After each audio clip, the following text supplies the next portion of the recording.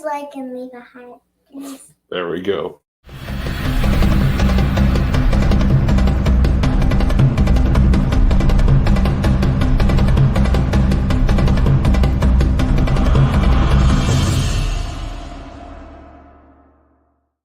Hello, everyone, and welcome to the Vidor Locksmith Show, where I'm your host, David Gibson. We are unlocking the secrets to success in the oil and gas industry, one interview, one technical presentation, and one technical screw-up at a time. And hopefully this week we've got everything kind of sorted out with the audio. I went back and watched a couple of the older episodes, or just some clips and stuff, and really realized that there was a lot of pop in there that we really didn't need to have. So hopefully, if you guys let me know if it sounds a little bit better than normal, we've actually got some of those things figured out. So maybe every once in a while, I should actually take some time and go back and watch old episodes, watch film, see where we can get better and continue to progress to be able to, make this show as easily consumable as possible for everybody out there. Absolutely amazing show on tap for today. So excited. Today's Friday. So excited to have you guys here with me. Let me know where you guys are watching from. I'd love to be able to give you guys a shout out here on this on the show. Yeah, and let us know anything else that you guys are thinking of. It's been a wonderful summer. School's back in session. The show's up and going again. We've already got 3 or 4 more episodes already lined up for this year. We're going to try to continue booking out everything throughout December as we go along over the next couple of weeks. We've got some really interesting stuff coming up. As well as if you're interested in sponsoring the show, let us know. Reach out to me. As for now, let's say hi to some people here. As per normal, we already have a LinkedIn user saying hi to Andy Hawthorne. Well, hi to Andy. Mr. John DeWart, who is tuning in from Elkhart Lake, Wisconsin, home of Road America. Somebody moved recently right next to a racetrack. Very jealous. Nice stuff. Ian, tuning in from the Woodlands. Thanks for being here, sir. Barry, tuning in from Houston. Thanks for being here as well. Mr. Paul Moore, tuning in from West Texas. Guys over at Vibration Technology, thanks for tuning in. Jose's tuning in from Venezuela. Thank you, sir. Rana, tuning in from the North Sea. Awesome stuff. Mark Anderson from Conroe, Texas. Thanks for being here, sir. Ian says, evening, gents, from Stavanger, Norway. Oh, definitely evening time for him. Daryl from Lafayette, Louisiana. Thanks for being here. Omar says, good morning. This is Omar from Boston. Thanks for the blue drill bit. All right. Well, I'm glad you like it, sir. Martin says, evening from Dubai. Looking forward to hearing from Duncan. Yes, Duncan Groves is going to be the man on the show today. Charlie says, good morning from Ireland. We got Jerry Hudson tuning in. Thank you for being here, sir. David McNeil watching from United 253. What?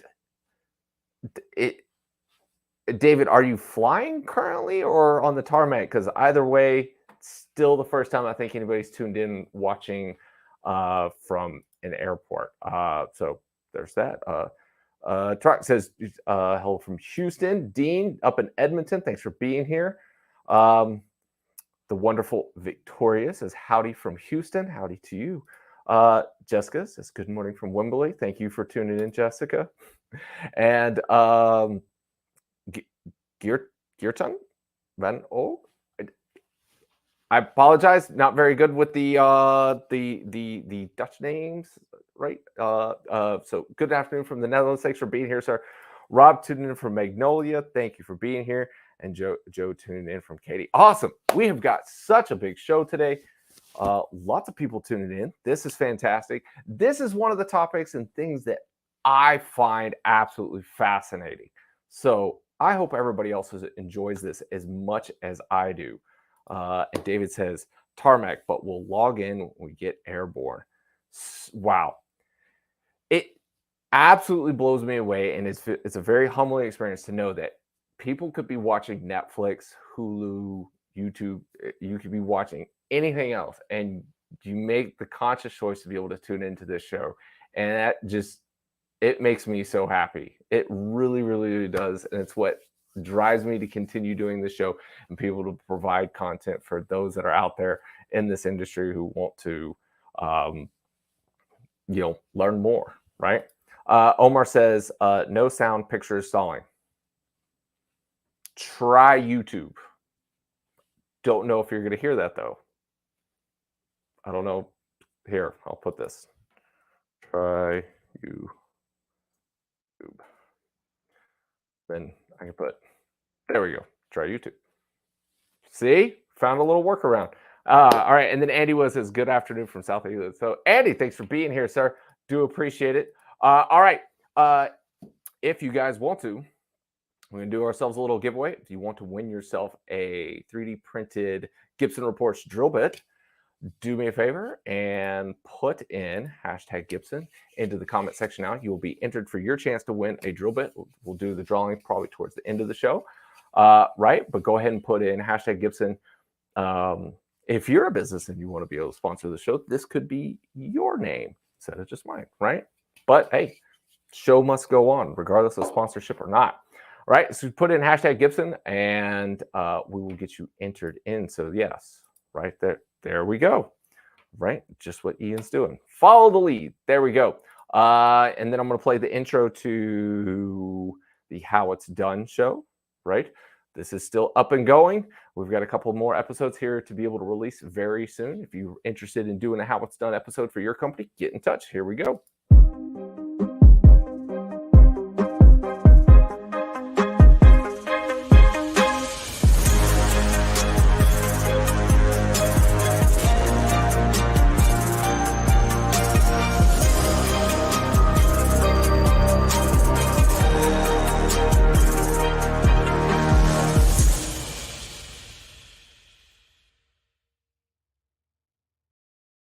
There we go. Simple as that. All you got to do is put in hashtag Gibson, get yourself a little drill bit.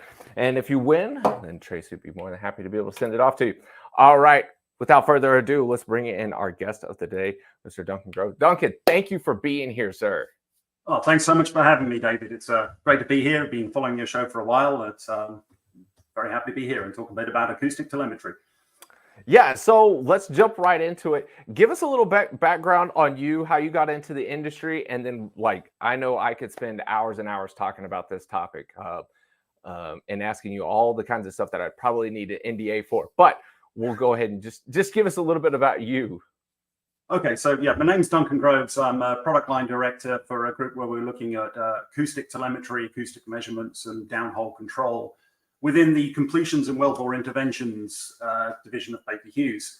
So my career, I mean, I studied computational physics, did a bit of research in underwater acoustics, and joined the oil and gas industry in '95 with Schlumberger, Anadrill, over in the North Sea, running LWD tools. So about 5 years in the field, I then went on to become an instructor and part of their knowledge management team. That was a fantastic experience, really, really a fun part of working there. Few years in operational management roles around the world, and then I left and joined a startup company down in Argentina, where we were basically bringing in new technology, doing well engineering, rig engineering. We're bringing in fully AC drilling rigs, pad drilling on some projects, and I managed to learn quite a bit about drilling rigs, well engineering from Matt Holdeman there. Really good experience. And then about 2008, I moved on from that company to join IntelliServe, which is the wired drill pipe division within NOV. And that was sort of like, at the time, a sort of startup company within a larger organization. Started out, we were doing the first rollout of wired drill pipe around the world, and there were a few challenges with that. So I ended up moving back to Utah, because basically the center of engineering manufacturing for the wired pipe was down in Provo, Utah. Got to live up there in the hills in a ski resort, which doesn't happen often in the oil and gas industry. So when it turns out, you take that chance. And worked on that sort of service delivery, operations management, and back from my physics background and measurements, I've always really loved squiggly lines, data, and what are we going to do with it? So spent quite a bit of time looking at how can we use this telemetry to solve problems. And then in 2012, opportunity came up to join a small startup that was based in Calgary called Exact. And Exact was basically developing acoustic telemetry, which is a way of getting information from downhole along the drill string to surface. And so I joined that company, and again, looking at how do we use the data, what are the applications, also managing the manufacturing operations, service delivery. In a small startup company, you're doing everything, taking out the trash, whatever is required. So I completely in understand that company since 2012, we, grew the product, took it from US land, MWD type stuff, more into deep water completions, but also still drilling. And late 2018, 2019, we were acquired by Baker Hughes, and I've been here running this service, and we've had some other parts added in and working on actuating devices with some of the Baker Hughes completion technology ever since. So yeah, it's a quick rundown of who I am, what I've done. And it's very impressive to be able to see that you've been a part of, I mean, actually 3 of the companies that are leading the way in advanced telemetry, right? As far as, the highest speed stuff that's out there. Give me your thoughts on that as far as high speed MWD telemetry, and what role does that really play, you think, in the industry? So, within telemetry by itself doesn't do anything. It's just a way of getting information backwards and forwards. So it's really about what are you going to do with that data? And, when you look at any kind of process that you have going on, if you're drilling a well, dripping, screwing in a bolt by hand, whatever it is, you're sort of going through a process of you're taking a measurement, you're interpreting what that measurement means, putting it into context. You're then going to make a decision what you're going to do next. You're then going to implement that decision, and then you're going to sort of monitor and see how it's going. So pretty much everything we do, drilling, any kind of process, it's following that sequence of operations. And if you want to do it well, you've got to have the right measurement from the right place. So downhole. And to get that back to surface, you've got to have a telemetry means. So you've got to be able to get the right measurement, the right update rates, and get it back to somewhere where you can do that interpretation, make that decision, and then go ahead and implement that decision. So that's really where, high-speed telemetry or any form of telemetry has to be mapped to what's the actual client need, what is it you're trying to do? And that dictates, the telemetry method you'll use for that. So, high-speed telemetry is great, but you've got to have an application. There needs to be a client problem that you're solving with it. You can't really just go and say, hey, let's have high-speed telemetry and we'll figure something out down the line. You always want to be focused on what is the client's problem.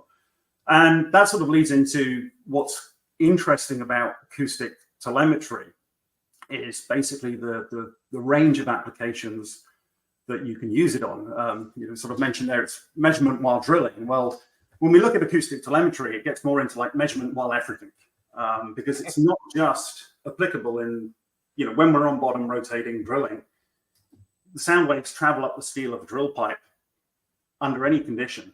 So now we've got data in lots of other applications. And there was a paper written, David Blacklaw at Shell a few years ago. He was looking at where do they have downhole data, where do they not have downhole data, particularly focused on deep water drilling, complex operations. And when they looked at it across the scope of a deep water well, they had downhole data about 20% of the time. And that's basically when you're on bottom circulating drilling from MWD systems. The rest of the time, trying to do these operations, no downhole data, everything is being driven off of surface measurements. And I've looked at quite a lot of downhole measurements, weight, torques, pressures, compared them to, what's going on at surface. And, there's a relationship between those measurements, but it's a bit like distant cousins, no longer on speaking terms. There's what goes on downhole, surface can be very different. So that really, drove the need to let's get a telemetry system and a system where we can control things that's going to work everywhere.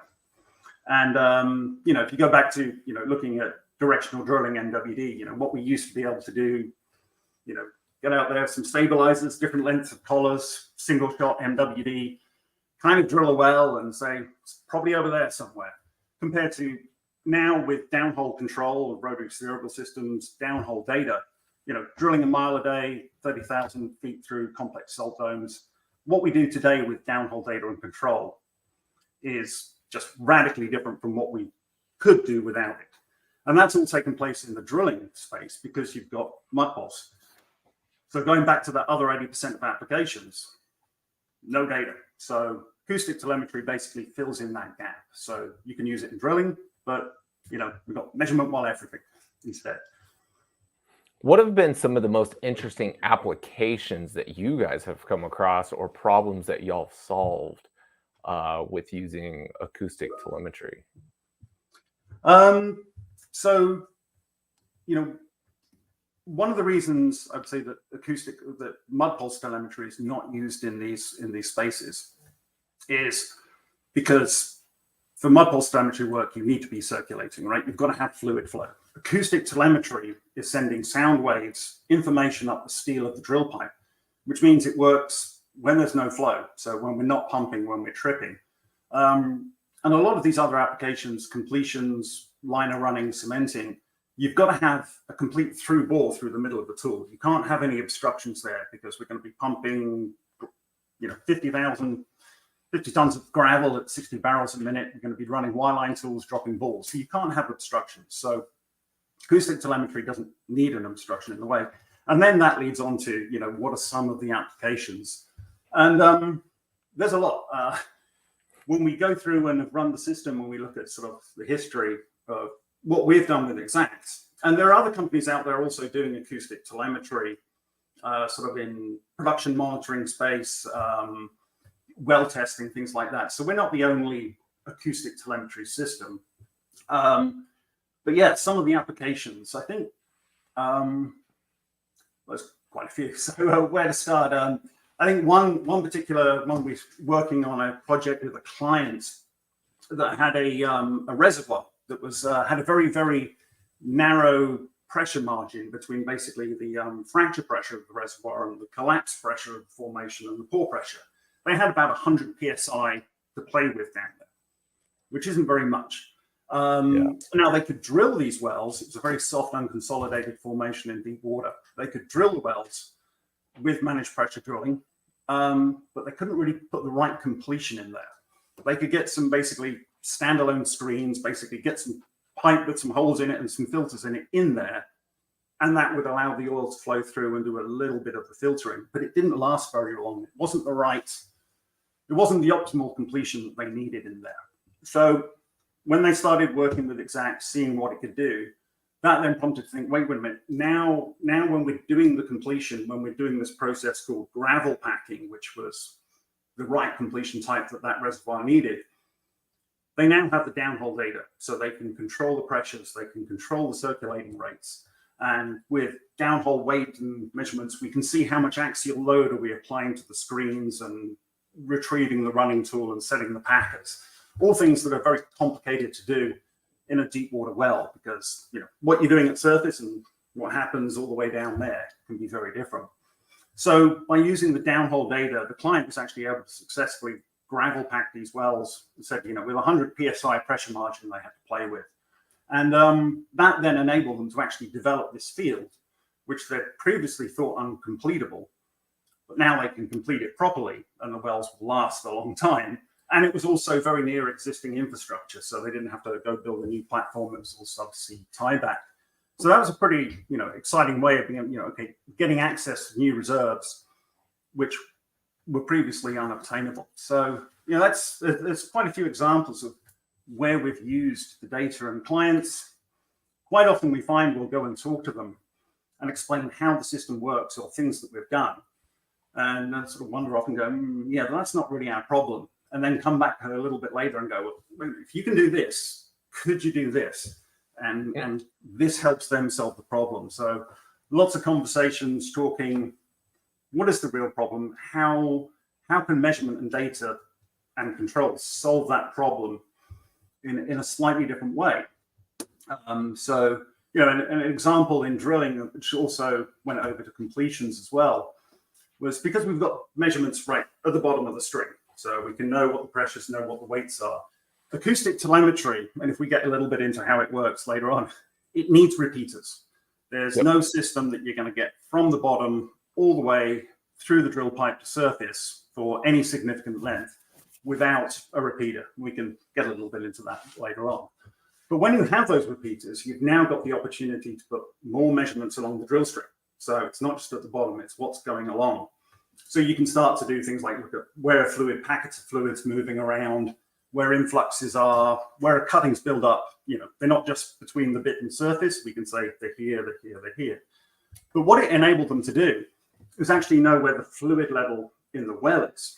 And, you know, the fluid in your well, in the annulus, that's one of your primary barriers, right? You need to know where it is. You need to know the condition of your barrier for well control reasons. And in both completions and drilling, there were some fields which they would go through some formations or be completing some formations that were very, very weak. And so they could largely through prior production draw down. And so if they weren't careful, these wells could just basically on screaming losses. They're just fluid sucked down there, couldn't keep up, filling it up.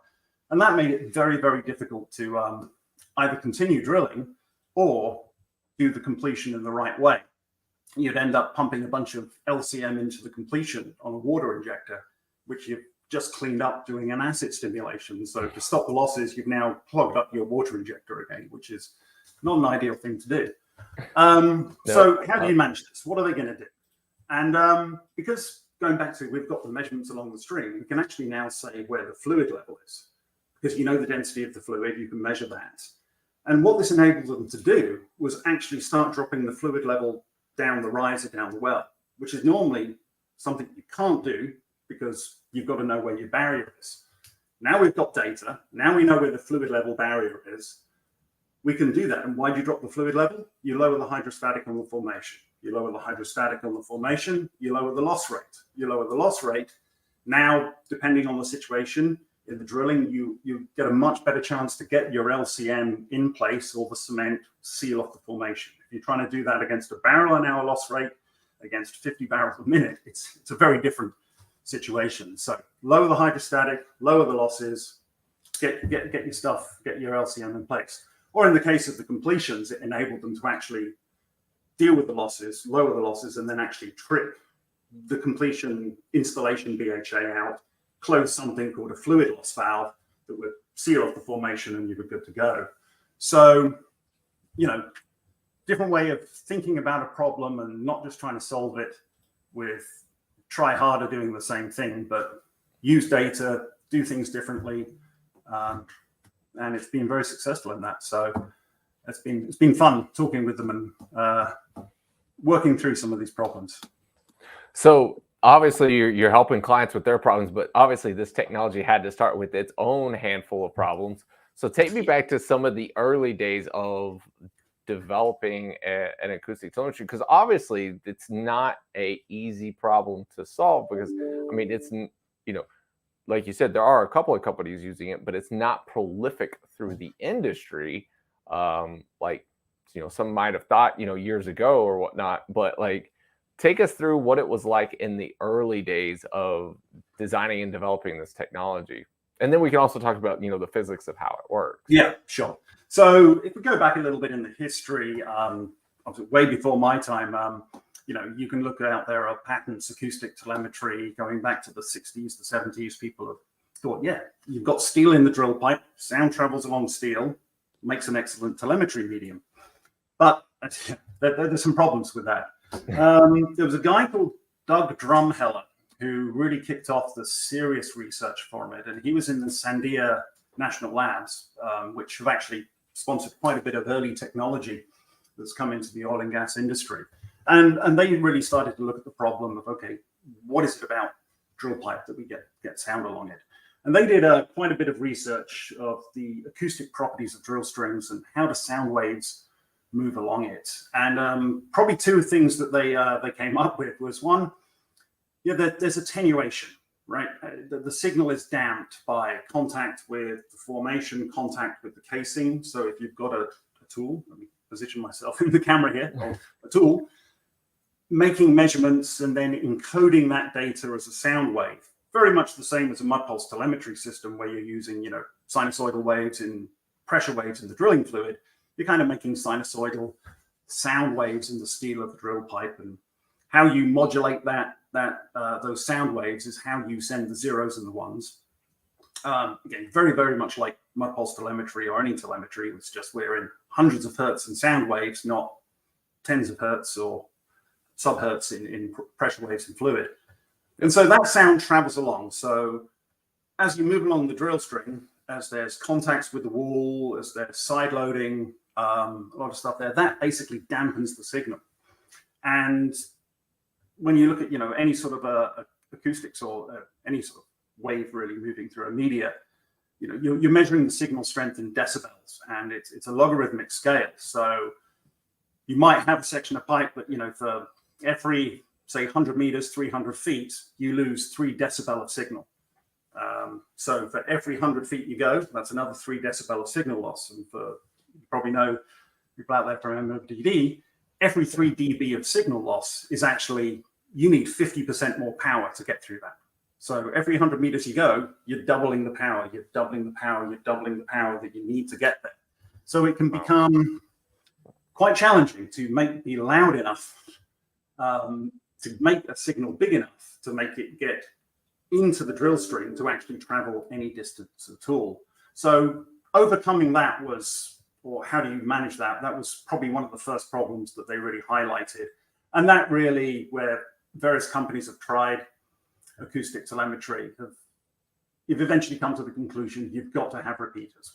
We're not going to get anything more than 10,000 feet reliably back to surface, and wells are deeper than 10,000 feet mostly.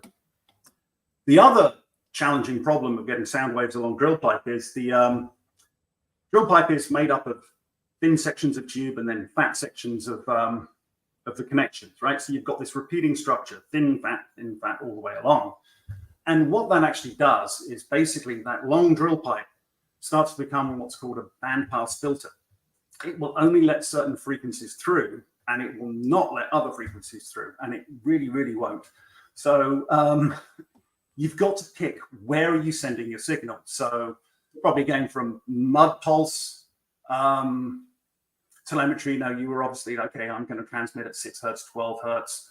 Try and avoid your mud pump noise. You could move your signal around, but you had a pretty wide bandwidth that you could transmit in. When we're looking at acoustic telemetry, it sort of comes in chunks. You can transmit 100 to 200 hertz. You can transmit 500 to 800 hertz or 600 to 800 hertz. You can transmit 850 to 950. You can transmit 1,000 to 12,000. There are these areas that you can transmit and areas that you can't. So you have to be able to understand that and model that and know what's going to go on with my drill string. What's it going to look like so you can get the sound waves through it. So, those are probably the 2 big challenges: is how do you get enough power, and how do you make sure that the signal can get through in the right frequency and be decodable as well. And that's probably, so they did that research in about late 80s. They licensed some of that technology out. I think Baker Oil Tools used it, and some of the other service companies, to start building devices for permanent monitoring or production monitoring. There's still companies out there doing that. There's a company, Acoustic Data, in the UK. They have small gauges that send sound waves and measure pressure, and they can go into an existing well down through the production tubing and retrofit permanent monitoring into their well. So, we didn't know what was going on. Now we can go back and see what's happening there. And then it was tried by various companies to in the drilling space, through the late 80s, through the 90s. But I think most of the attempts sort of came up against that problem of, we're going to build a repeater and we've got mud pulse, and mud pulse works pretty well. So if we're going to start putting in multiple tools, that's more CapEx, that's more stuff going down the hole. And yes, it's going to be a higher data rate, but is it worth it? Are the clients going to pay for that? Yes, we get data when we're not circulating. Are the clients going to pay for that? And when Exact started, where they essentially licensed the technology from Sandia and developed it, but they developed it with a repeater concept in mind.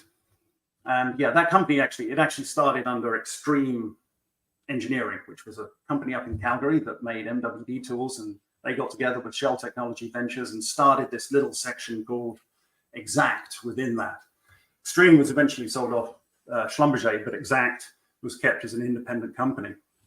And so those, lost my train of thought there.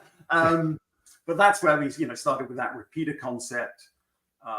So we could overcome the attenuation issue, and then an awful lot of fun and games. And we've got some very, very smart engineers up there that were looking at the how you modulate the signal, how you encode the signal to be able to get through the drill pipe and manage a lot of strange stuff that can happen. You can take drill pipe that's rotating and it stops, and then you stretch it. It's a very complex dynamic environment, which takes quite a bit of complicated signal encoding to get through. So that's sort of like how it started. Doug Drumheller, they did this research. It got licensed out to various companies. Still, quite a few companies are still active in the permanent monitoring side using acoustic repeaters. We sort of moved more towards the drilling side. And the tools that we use, they look like drill collars. So 30 feet long, 7¼ inch OD, got a hole all the way through the middle. And, we're taking measurements as well. So pressure, temperature, tension, torque, bending, some of the mechanical measurements. And we started in the US land drilling. So we would take these tools, field trial them. As you can imagine, any startup company, any startup technology, there's lots of exciting learning moments through that startup phase. But tell me about one of them. Say again? Said, tell me about one of them. Well, I think with some of the earlier technology, it was just like, how do we manage it? How do we keep the electronics together? We were at that point, we said we were sort of really just replacing mud pulse or EMAG telemetry in places it didn't work. So in certain environments where EMAG telemetry didn't work, or in air drilling behind air hammers where mud pulse telemetry didn't work, our tools would get called out to provide the directional service for that. And being behind an air hammer is a tough environment. So yeah, the most ideal environment here. If you can go work here, then all right, you've made it. But it did work. I mean, yes, there's probably a few broken electronics boards still on the shelf somewhere. And then, that's what we call memorabilia. And then we really, our clients said, we've got data. And I think back on one of your shows when you did sort of the MWD forum and the directional forum, I think some of the clients were talking about data rate, and they're going, we're okay. We are achieving what we need to achieve with these lower data rates. The problems that we're having is actually more hydraulic horsepower, rig capacity, how long will the drill pipe last?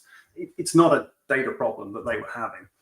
So we were essentially doing the same thing that they already had. The clients already had downhole data in the drilling environment. So our investors, who was Shell Technology Ventures and also another investor, BP Technology Ventures, came in and they said, great, you've got data there. We need data here in the completion space. And so we went through a redesign of the tools, because what a tool has to deal with in the drilling environment is not great. When you go to the completions world, it gets ugly. You're pumping frac proppant through these things at 60 barrels a minute. You're operating in drilling fluid, zinc bromide, which, as far as I can tell, is basically battery acid. It's pretty aggressive on materials. And then you've also got very, very high loads. So you're going to have a tool down at the bottom of the string that, around the completion BHA, that could see maybe 150, 200,000 pounds of compression as they try and buckle the string, or quite a lot of tension, and at temperature with aggressive fluids. And then when you work up the string, because you need the repeaters, the tools at the top are going to need to be taking million pounds tension and fairly high differential pressures. So there was a lot of learnings there in getting the right metallurgy, getting the right design of the tools, so we could manage that very, very challenging mechanical loading and environment with the steel. And we certainly, as our first, in fact, just after I joined the company, they were just putting in their very first tool into the completions environment, and it sort of came apart in 3 pieces, which wasn't ideal.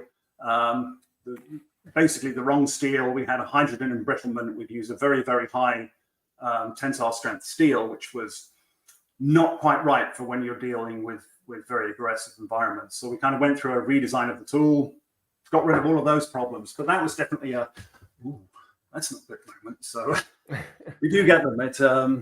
And then we designed the tool, and we've got a tool that's very, very robust and can deal with a lot of abuse. And I think so in terms of the technology, I think where we are, and we've probably solved a lot of the problems. It's really a lot of our focus is on where is the data, what are the applications, how can we solve client problems with these measurements or with this system. Did that sort of answer the question there? I know I went. All right. Yeah.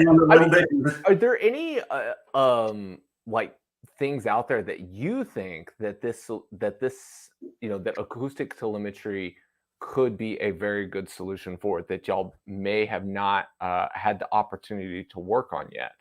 Because when you're describing this to me, it's like walking into a dark room and you're saying 20% of the well is getting data. So it's like you walk into a dark room with a flashlight, or a very large dark room, and all you've got's a flashlight. Yeah. And you can point it essentially in one direction. You can say, look over there. That's it.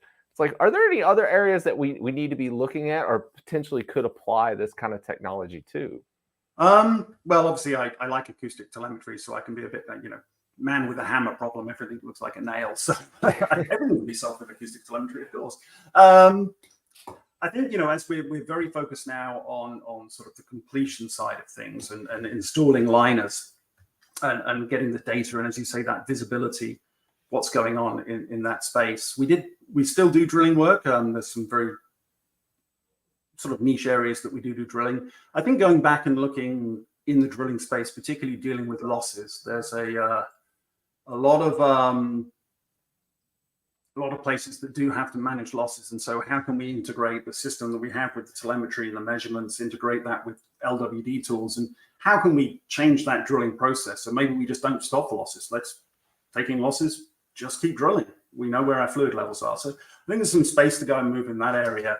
Another place is it goes back to the actuation and control. So we can go back to that analogy with the rotary steerable systems. We can control downhole devices. So there's two-way communication here. Yes. So when those tools vibrate and they make their sound, and I can't really play you a sample of it, but when the tools are transmitting, they are you can hear them, right? They're operating at 600-700 hertz, and they kind of make this noise. It sounds a bit like a dial-up modem crossed with a whale, crossed with an alien mothership coming to take us away. It's kind of a weird warbling sound, and they transmit for about 5 or 6 seconds that encodes all of that information. But when the tool transmits, sound goes in both directions along the drill string. So we use that so we can send information up. But when we have a device surface that we can communicate with, and all of our communication from the surface pickup to the surface transmitter, it's all wireless, and we can send commands back down through the network. So we can control our network, change data rates, but we can also now control devices. And this is, for me, very, very exciting, because now you're doing something. You're not just telling people what's going on, but you're closing that feedback loop to actually do something. And at the risk of getting overplugging something, the first device that we've done is to basically actuate a liner hanger. So typically with a liner hanger, you run your liner, you've got your slips, you've got a packer, you'll tip it, and a running tool latched into it. So you run that in on drill pipe, get it to bottom, and then to set the hanger, you typically, depending on the system, lots of different systems, you'll drop a ball. So we're going to take this metal ball, make sure it's the right way around, drop it down the drill string, and that will work its way down, land in a ball seat, you pressure up, set your hanger, release your running tool. And when you look at a lot of things like that, that's got a lot of interactions with what's going on. You've got to be able to circulate the ball down. So that might means you've got to do it before you pump your cement job. There's other devices down there that you might want to run, but how many levers do you have? You can set weight, you can rotate, you can apply pressure, or drop balls. Those are your current levers. And if you want to start running multiple devices downhole, well, which one's going to be set by pressure? Which one's going to use the ball? And what happens if this one goes before that one? You can get into in the completion engineers going crazy with these very complex logic problems of, I've got this device and that device, and if this one goes and that one doesn't work, where do I end up? Yeah. And in completions, well, in the drilling world, when we're on bottom, if something goes wrong, generally you can solve it with a trip out or fill the whole lot with cement, sidetrack. Generally worst case. Very broad brush. The magic gray eraser. Yes. Yeah. Okay. Which it's expensive. Nobody wants to do it. But in the completions or in liners, if it goes wrong, it can be real money. If you don't get your liner to TD, now your completion is going to be in a smaller hole section. So that impacts production rate. If your completion, something happens in the installation, you might junk a $300 million well. So the magic gray eraser goes very expensive at that point. I mean, you're done. It's like, there's one of those moments, lots of shuffling of feet and staring at the shoes, and never seen that before. Like, oh, another oil field burst. So time to brush up that resume. So they have to think very carefully through. And I know I'm going around a bit here, but it does come back to, so with acoustic telemetry, now you can speak to devices individually. And what we've done is built into the running tools some electronics that can pick up our acoustic transmission and decode it. And we can send a signal down saying, hey, I'm talking to you, running tool. Or we can send a signal down through the network, I'm talking to you, liner hanger. And now they're all independently addressable, and they're not dependent on pressuring up or flow. And so when you're getting into these areas where, challenging poor pressure, frac pressure windows, complex environment, managed pressure drilling, you're now not impacting any of that other stuff. You're having to manage the pressure. You don't want to have to pressure up as well to set something. So we can independently talk down and actuate things essentially invisible to anything else that's going on.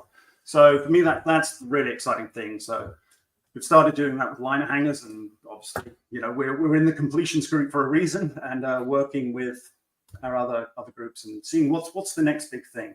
But I think bringing that data and that element of control into the, so we can look at the performance gains in drilling. Let's go do that in these other spaces now. And as I said, there's other acoustic telemetry systems out there, companies, Metrol, Acoustic Data. They have a different format. They're more sort of like gauges, thin tubes that get attached to the drill pipe or mounted to it. They send information up and down as well, and they can open sample chambers and do things in the DST world or production monitoring world. So it's not just us, for sure. Yeah. And probably one other thing I know I'm waffling on is also sound waves go through most things, and that's one of the advantages of it. You do need lots of battery power. That's probably, I should have mentioned earlier, one of the disadvantages. In order to get that acoustic energy, you pretty much got to run off of batteries. There's not really space to have a turbine because of that through bore requirement. So now where else going? So batteries. So sound waves travel through most things, and what that means is you can get data from below packers. Or so if we had an example in the Gulf of Mexico where we were running a completion, hurricane come through, so we started pulling out, ran a storm packer, ran it back in, set it down there, and sailed the rig off. So when we come back with the rig, and this is a well with an open completion, so it's open to the reservoir, latched on, running the recovery tool to retrieve that storm packer, which is several thousand feet down the well, we're actually seeing downhole pressure data being up through the steel of the drill string, through the packer, through the casing to the running tool, and getting downhole data. So we're essentially seeing through barriers, which is also another pretty exciting application. Wow. And there's, again, some other companies out there that are looking for surface plugs where you can just run a small plug down at surface. If you're doing the intervention, what's the pressure underneath for temporary suspensions? But acoustics is very, very useful in that regard. So how much of this could be put into, a lot of the stuff that we talk about is on the drilling side, but how close could we get to just doing a closed loop drilling automation then with acoustic telemetry?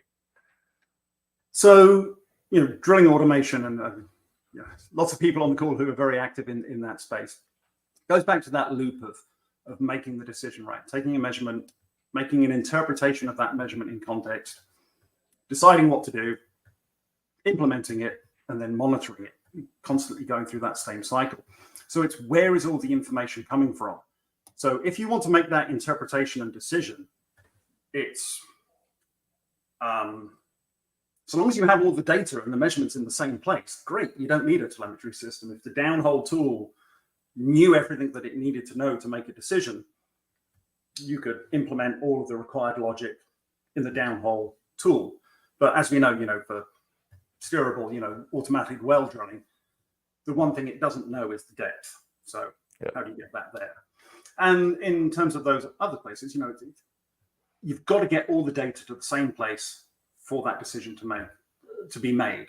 For the interpretation to be made and then a decision to be made.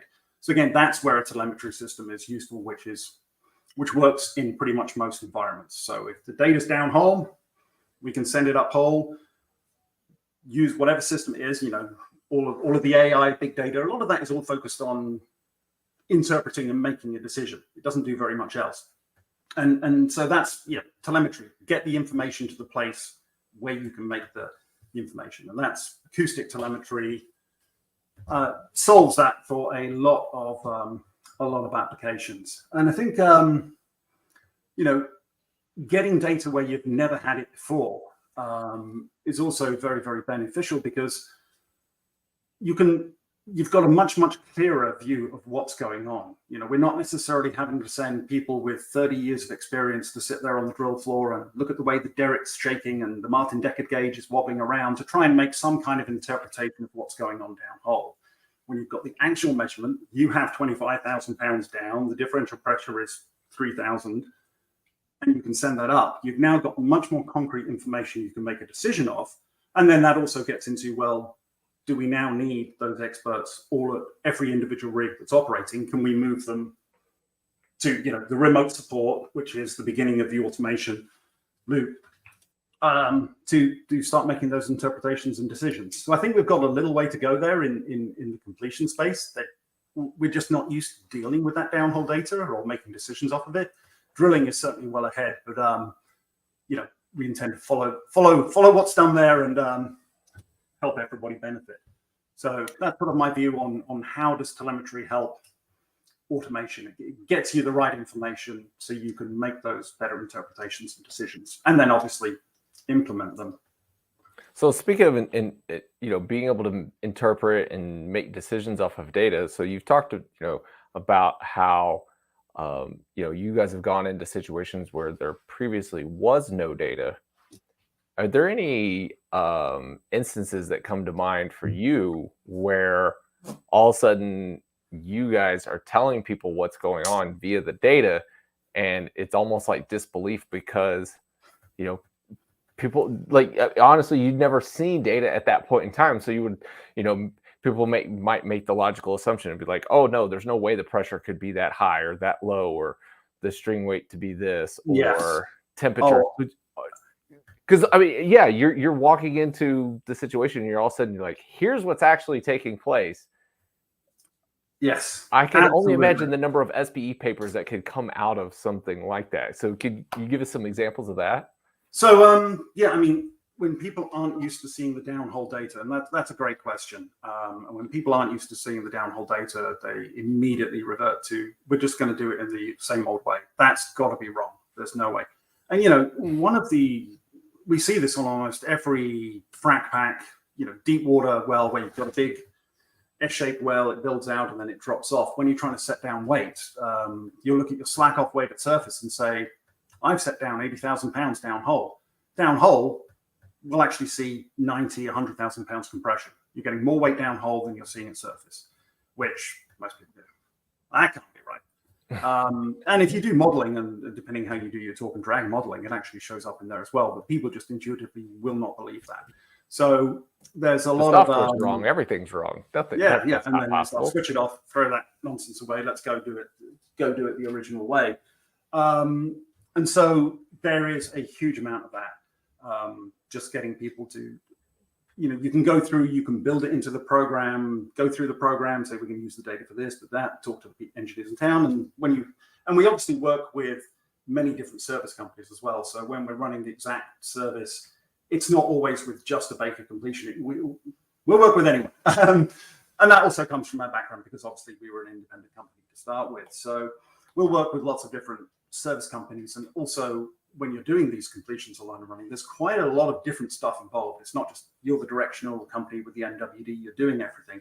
There's a lot of other interactions with different service providers going on there. So that can be complex in itself. And just thinking of one memorable one in our early days, we were in it was actually a managed pressure completion environment, and they wanted to go and set weight down on the packer to set the packer. And they said, right, we've got 50,000 down, and we're looking at downhole.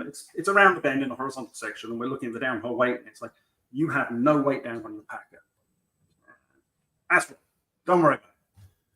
Go ahead, try and set the packer, go through its cycle. Nothing happens. The packer isn't set.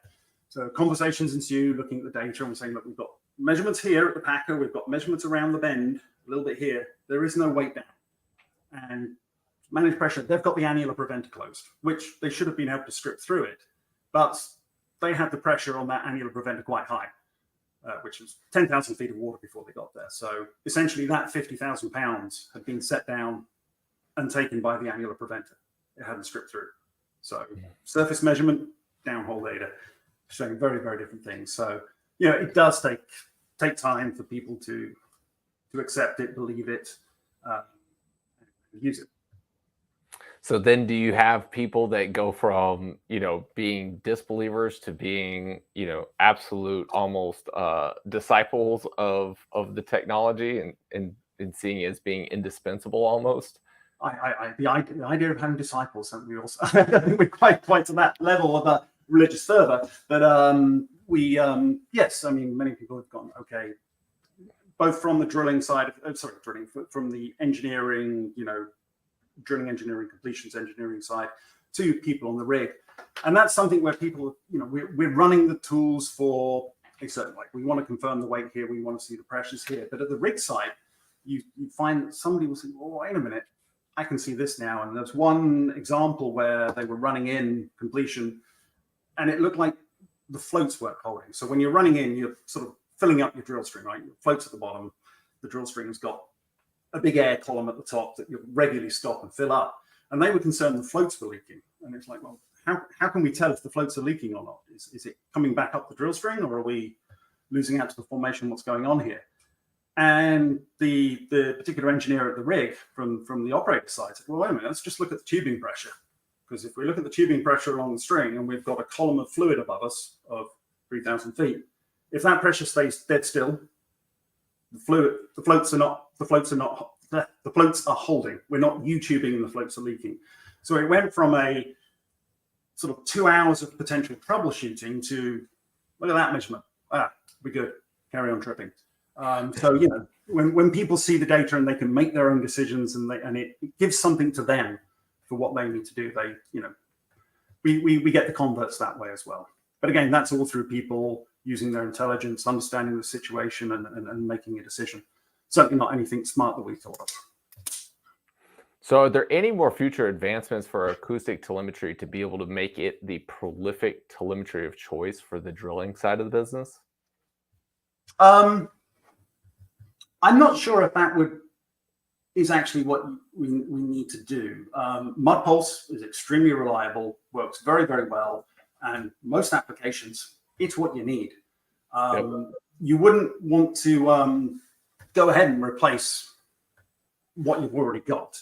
So where we look at it, particularly on the drilling side, and obviously a lot of people here from the drilling background, it's more complementing the mud pulse telemetry in the drilling space. So where are those situations where we don't get data? And as you know, we've done quite a bit of work in drilling with managed pressure drilling. So you've got where you're obviously trying to manage pressures around the wellbore very, very carefully. And you've got your MWD pressure, but then we can have a pressure behind the BHA. And when we look at those two pressure differentials, that gives us the frictional pressure drop around the BHA. So now we know something more about there. Where are the cuttings building up? And we've seen cases where people thought the cuttings build-up was back up around the bend, but really it was all around the stabilizers. And you can tell that from the measurements. So using those measurements to really understand what's going on along the drill string. And then obviously, you know, when your pumps are down, we've got downhole measurements, so we can manage with the MPD system as you're lowering the back pressure and bringing up your drilling fluid rate or dropping your pump rate and raising the back pressure, you can see that happening and you can manage that much more finely. So I think that's probably, you know, as MPD becomes more used, I know it's used a lot in the land environment, becoming more common offshore now. As I mentioned before, managing losses. There's a lot of places where you get into dealing with losses. And I can see somewhere where, you know, one of the restrictions on dealing with losses is how much LCM can you pump? And typically the pulsar on the MWD is that sort of limiting factor. There's only so much LCM you can get before you plug up the string. And then that's really not a good day either. So we're looking, you know, other places we can tie the system, the telemetry system, into the existing MWD system. If you're going into a space where you know you're going to have a lot of losses, maybe we can switch over to acoustic telemetry so we can get rid of the pulsar in those environments. And now, hey, pump as much LCM as you like, you know, put anything you want through there. Obviously, there's other restrictions, turbines.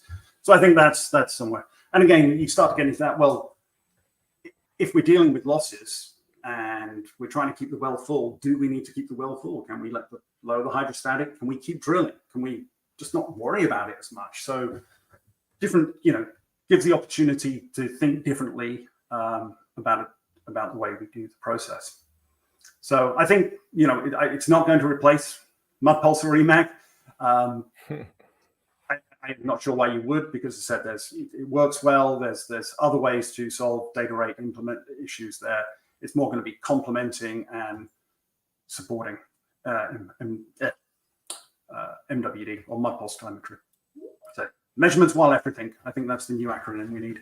Well, speaking of measurements while everything, what about measurements while cementing? Yes, absolutely. So that's John's question. What about applications during cementing process? Yeah. So when you're running a liner, you know, obviously first job, get the liner to bottom. Let's get all the way there. So you've got measurements, torque, you can do everything to make sure you really do get that liner to bottom. You're not leaving anything on the table. You're not going, oh, my modeling's not that great. Let me not put that much torque on my liner top. You measure it, get that liner to bottom. You then obviously set the hanger, go through that process. Either we can actuate it or more conventional way. And then in the cementing. So we're pumping cement down. And there you've got the downhole pressures. And right at the liner top, you've got two pressure measurements on the tubing and the annulus. So your cement unit at surface is basically, you know, when it's pumping, what it's measuring is the frictional pressure drop all the way down through the tubing, through all the different sizes, through the liner, through the shoe, and then back up the annulus, and also measuring any pressure inequalities, any U-tubing. So that's what that measurement is. And they're trying to control this process based off of that. When we go and take the measurements right at the liner top, we're essentially eliminating all of the drill pipe from that equation. We're eliminating all of the annular stuff that's going on from that equation. And we're just looking at that loop from the liner top on the tubing side, on the inside, down through the liner and up the annulus. So we get a much, much clearer view on what's going on with the cement job. We can see what's called a lift pressure very, very clearly, which is an indication of how far up the cement has come. And then we're also looking at, well, you know, when you've got those multiple pressure measurements, now you can start to look at actually rheology, because you've got a tube, you're pumping through it at a certain rate. Your pressure difference between two sensors is really a measure of what's the rheology of that cement. And then temperatures, downhole temperatures, which is very, very critical to cementing operations and knowing what's going on. So we can build all of that, and we're working to build that, use that data to improve our models for our cementing models, and then improve the actual process itself. Because, you know, this is like, hey, I've got data, do I need a model? Well, downhole data is great, but you've kind of got to know what it's supposed to look like. And that's where having really good models is quite important as well, because you want your model to say, this is what we think it should be. And then your measurements are telling you, well, this is what it is. And so the difference between those tells you what's actually different downhole, what's unexpected. And so you can react to that properly. So they, you know, that modeling and downhole data goes very much hand in hand if you want to make good decisions. So yes, absolutely cementing. And we do get asked many, many times, could you put a pressure sensor on the bottom of the shoe and transmit acoustically up through the liner and get that back to surface? That is really, really, really challenging. We get it asked a lot. Two reasons. One, as you know, liner, when you're in that space is a premium. You really don't have space. They want the biggest ID possible and, as minimal OD as possible. So the only thing you've got available is the steel to take the tensile loads. So you really don't have space on the inside or the outside to put many electronics. But also cement, when drill pipe is cement, if you've got cement on the outside of casing, it really does attenuate and kill the signal. It's very challenging to get a signal through casing when the outside is cemented. So you wouldn't really have much of a range. So, right now we're doing lift pressures from the top of the liner, and then there's some other ways we're thinking about how can we solve that problem? What's really going on at the bottom of the liner during cementing? Hopefully more to come on that one day. All right. One last question for you, and then we'll let you go for today. And this was kind of an open one here. How about look ahead? So either the future, looking ahead of the drill string, whichever one. Not really sure which way he meant it, but however you choose to answer it, I'll let you pick. Well, look ahead. So I probably should have covered this. We're using acoustics for telemetry, for sending information. So obviously acoustics can be used a lot for measurements, seismic measurements, sonic measurements, ultrasonic measurements of casing. So if you're talking about looking ahead of the bit, that's more of a sensor development. What is the right sensor to be able to look ahead of the bit? And there's probably some stuff that we could do with seismic, seismic while drilling, where we've now got multiple tools along the drill string. Can we pick up seismic signals and sort of get some sort of VSP look ahead? There's some IP and some thoughts out there on that. In the look ahead for what I think is going on with acoustic telemetry, I probably mentioned it a couple of times. I think it's bringing that visibility to much more spaces, getting people not just in drilling but everywhere else using downhole data, and then actuation. Let's stop. We're in 2023. Yes, we are in 2023. We're dropping balls down a drill string. That doesn't seem right to set things. So there's a better way to do it, and bringing control across all these different spaces is I think where we're focused on. As I said, I'm a guy with a hammer, so everything looks like a nail. But I think that's the direction, and we see competition picking up in that space as well. We see other areas, so that's good to see. It proves that we're not completely lunatics. Other people see the same value, so that's great. Well, Duncan, thank you so much for coming on the show today. I really do appreciate it. It was great to really be able to learn about acoustic telemetry and all the different things that it's actually doing in the industry. A lot of this is completely new to me. I know I've been on kind of the outside looking in and being very interested in the technology, but not knowing all the different facets that go along with it. So really, really do appreciate that. No, thanks so much for having me on the show. Appreciate time. Appreciate everybody else staying with us and listening in. Hopefully we didn't put too many people to sleep. And if people want to know more, absolutely see my name there, or Andy Hawthorne, who's active on the chat there as well. Reach out to us, ask more questions, and obviously David, you got more questions. Happy to answer and talk at length. I can waffle on for a while. All right, well, let's do what we need to do here to be able to give away a drill bit. All right, that's not the mouse. All right, we had 42 people enter in, and let's see who gets it this week. A lot of people entered in, and our winner is, don't pick me for, oh God. Gotcha. I know we okay. Baku. Great guy. Where's the button? Draw again. There we go. The first time we've ever had to do that. I won. Yay. Oh, I thought the name that came up before was Gertian. So, Mr. Frolian Andres Morales. That's a full name on there. It doesn't even cover. It's bigger than the screen there. Get in touch with me. Shoot me a DM on LinkedIn. We'll get you a drill bit, sir. Do appreciate it. Duncan, thank you so much once again. Thank you to your team and everybody else behind the scenes that is watching, that kind of helped be able to put all this together with the team over there at Baker Hughes. Really do appreciate you guys allowing Duncan to be able to come on the show, and Duncan obviously being not only just the guest of the show, but I know you've seen you in the comments numerous times on previous shows. So I appreciate you being a follower and a fan of the show as well. Know your industry. It's a fascinating show. Well, thank you so much, sir. I do appreciate it. All right. That's it from me this week, guys. Don't have a show scheduled just yet for next week, but we will get somebody on, or we'll just run a replay or something like that. Without that, anything else to be said, once again, thanks everybody so much. Have a wonderful, wonderful, amazing weekend. The kickoff to Texas high school football starts today for us, so we're going to go out to the game. Until then, as always, know your industry.